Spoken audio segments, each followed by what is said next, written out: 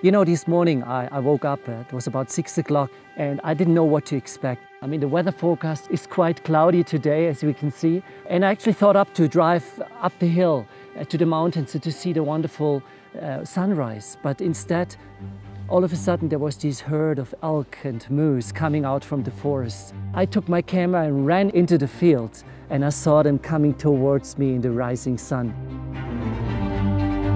Sometimes I think if the weather conditions are not perfect, why should I go out taking landscape photography? But you know, these special times, they are a challenge, but delivering wonderful shots at the end.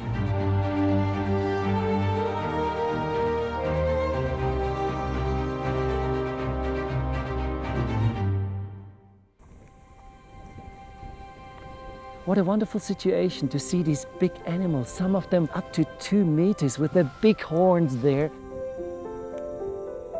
It was still dark. You want a fast shutter speed to make sure the movement of the animals, you want to capture them. And so I used an ISO for about 4, 5 and 6,000 ISO. And I used a little bit of depth and field with my lens, like 6.3, very close to the animals.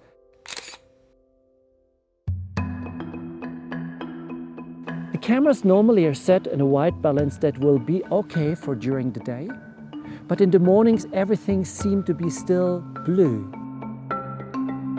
I'm shooting towards a more yellowish color, going up on 5.6, 5.7, sometimes even on 6,000. And you know, how could you demand from a camera to know exactly what situation you're in? I normally shoot manual everything except the autofocus to have full control on the shot. We're surrounded here with natural forest, open plain, and you know, a bear could come out any second. But normally a bear wouldn't attack a human being. In Africa, it's totally different. There is animals, they would attack human beings.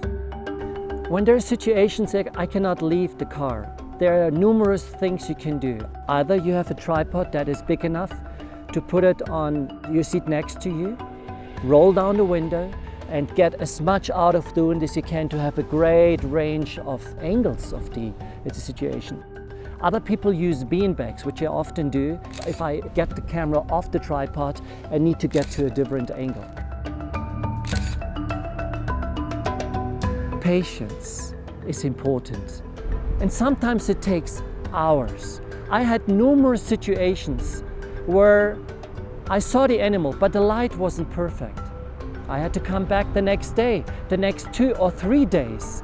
But it pays off, because after all, even though you may not get the reward in a perfect shot, you are there among the animals and nature.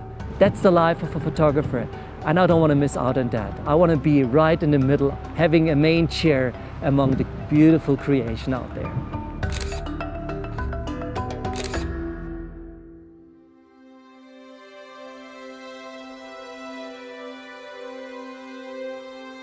The challenges in early morning photography is, of course, first yourself, because you're simply not there, still some sleep in your bones.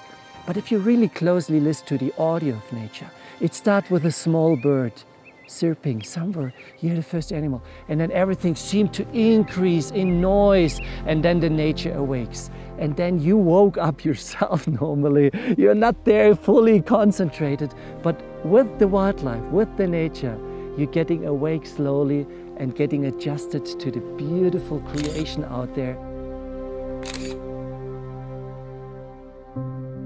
Whatever you're trying to accomplish in your life in photography, think about who created all that beauty out there. And for me, I found my solution in God creating these worlds as a gift for me. And I'm so happy having the chance and the talent to go out there to capture all this beauty of planet Earth.